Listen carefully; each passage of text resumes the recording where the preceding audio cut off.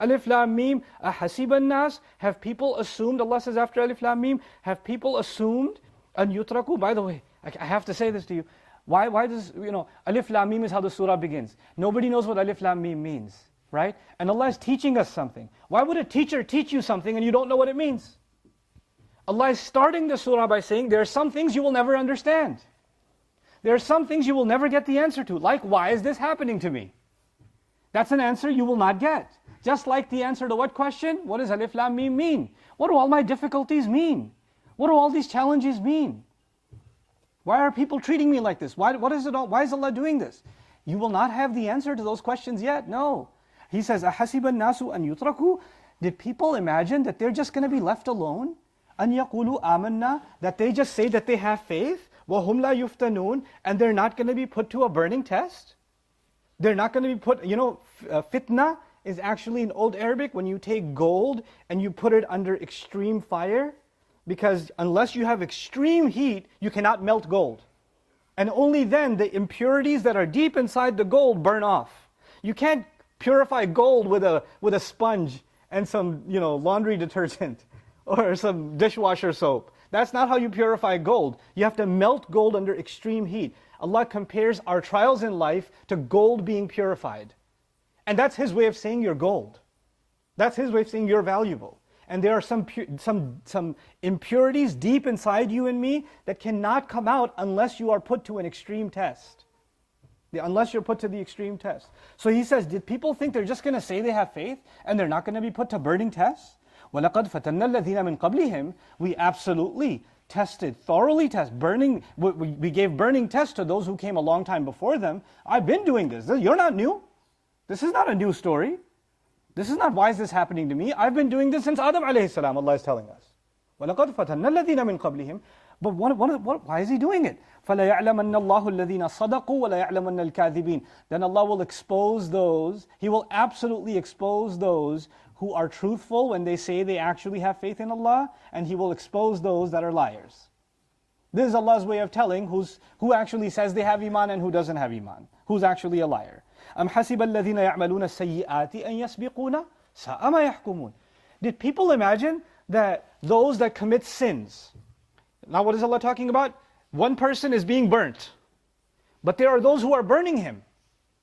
So one question is, why is this happening to me? The answer to that is, did you think you're just going to not be tested? That you're just going to, why should I follow Islam? Look at what it got me. Look at my back. Look at what it got me. And you have people like Khabbab bin Arat who go through this test and they have sabr. And even when they cry out, they realize this is a trial from Allah and their iman only increases. But on the other hand, the question comes, how come these people are getting away with it? Why doesn't Allah strike them down?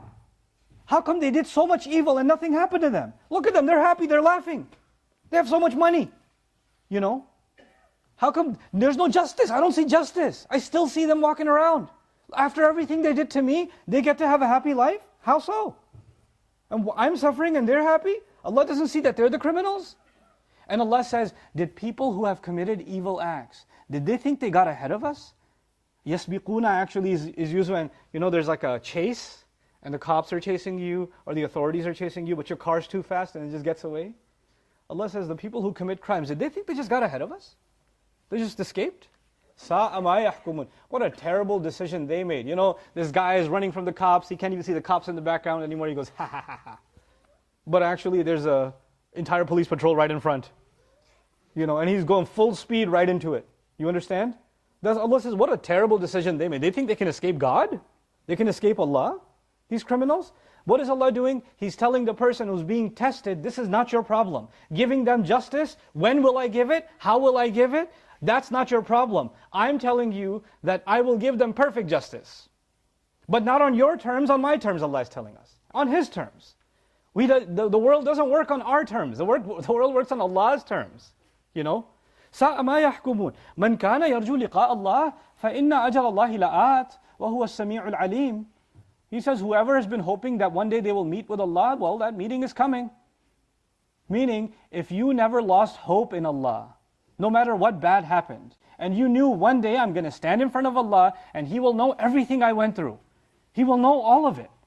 He won't dismiss any of it. He knows every turbulence of every heartbeat that I felt.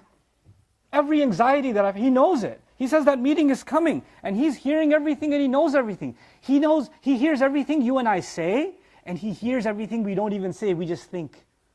Even what we feel, He knows it. He knows the states of our hearts. وَمَنْ جَاهَدَ فَإِنَّمَا يُجَاهِدُ لِنَفْسِهِ. If you remember nothing else from this khutbah, I pray you and I can nail this teaching into our hearts.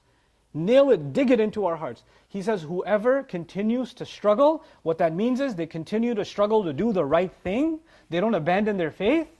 They hold on to what's right. Whoever continues to struggle, no matter what the pain, فَإِنَّمَا يُجَاهِدُ لِنَفْسِهِ. They're only doing it for themselves. Don't you ever dare think you're doing something for Allah. Like it's for, like you're doing Allah a favor. Like, why should I do this for Allah? No, Allah says when you do the very best you can do, when you do jihad, you're only doing it for who? Yourself. When Khabbab bin Arat is being told, radiallahu anhu, when you lost your back, the skin on your back, you did that not for Allah, but you did that for yourself. That was a favor to you for yourself. Because when you stand in front of Allah that day, you will say, Ya Allah, can you send me back? I want to get burnt again. Because it was so worth, now I realize what it was worth. When you meet with Allah, then it changes. He says when we meet with Allah, هُوَ الَّذِي أَضْحَكَ وَأَبْكَى. When we come in front of Allah that day, the true believer, you know what's going to happen? Allah is going to make us laugh and He's going to make us cry. Both of those things are going to happen. The joy will make us laugh. And just the overwhelming, when sometimes you're missing somebody, you haven't seen them, you've been thinking about them, you've been talking about them, and eventually they come over, they fly over. And when you see people that are at the airport, relatives meeting each other, you see the weirdest thing. They're laughing and they're crying at the same time. Because this is a meeting of the two who love each other deeply. He says, وَالَّذِي أَضْحَكَ وَأَبْكَى. He says that meeting is coming. And if you've been struggling, you're only doing it for your own benefit. إِنَّ اللَّهَ لَغَنِيٌّ عَنِ الْعَالَمِينَ. Listen to this carefully. He said, Allah has no need of any people of any of the nations. Allah doesn't need you or me. Allah doesn't need my prayers. Allah doesn't need my du'as. Allah doesn't need me to stay away from haram things. Allah doesn't need me to control my tongue. Allah doesn't need me for anything. If I am doing those things, I've only done them for my own benefit, for my own self. That is Allah's teaching. And then He says, وَالَّذِينَ آمَنُوا وَعَمِلُوا الصَّالِحَاتِ لَنُكَفِّرَنَّ عَنْهُمْ سَيِّئَاتِهِمْ وَلَنَجْزِيَنَّهُمْ أَحْسَنَ الَّذِي كَانُوا يَعْمَلُونَ. And those who have faith and do good deeds, what that means is even when they're going through a really hard time, they hold on to their faith and they don't let go of good things. They don't let go of prayer, for example. And the first good deed is prayer, right? Because when people go through a tough time, they stop praying. I don't feel like it. I don't know, something stops me from praying. When you do that to yourself, you're cutting your connection to Allah off. That prayer is what helps you in your life. It's what gives me and you the strength in our hearts to deal with all of our problems. You're cutting off your medication. You're cutting off your own medication. I'm cutting off my own medication, but we're not praying anymore. Even if you feel like, I don't feel anything when I pray, doesn't matter. Just hold. Even if it becomes thin like a thread, like it feels like it's barely there, don't let go of the prayer. It'll become stronger later, it's fine. Don't let go of it. If you barely feel like praying, at least pray the fard. Just do don't skip a prayer. Don't do it. Don't do that to yourself. Because you're harming yourself. Allah says, if you can do that, لَنُكَفِّرَنَّ عَنْهُمْ سَيِّئَاتِهِمْ وَلَنَجْزِيَنَّهُمْ أَحْسَنَ الَّذِي كَانُوا يَعْمَلُونَ. We will bury away their sins. The mistakes they made will be gone, will be completely buried. Allah guarantees that. And He says, we will compensate them with the very best of what they used to do. Understand this beautiful promise from Allah. We've done some good things in life, we've done some bad things in life. And sometimes we've done some pretty great things. Maybe one day you caught a Laylatul Qadr. You don't even know. Or maybe one day you did such a remarkable good deed. Not every day, but that one day in your life you did something pretty amazing.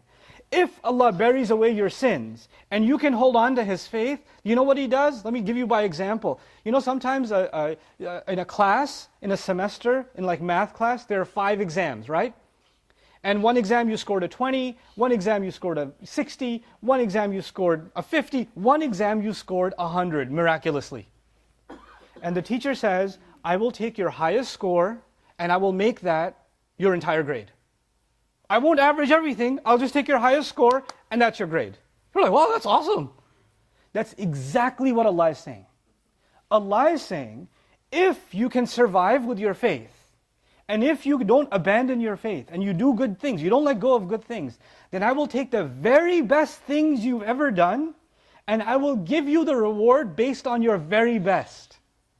Like He won't gauge us on every prayer.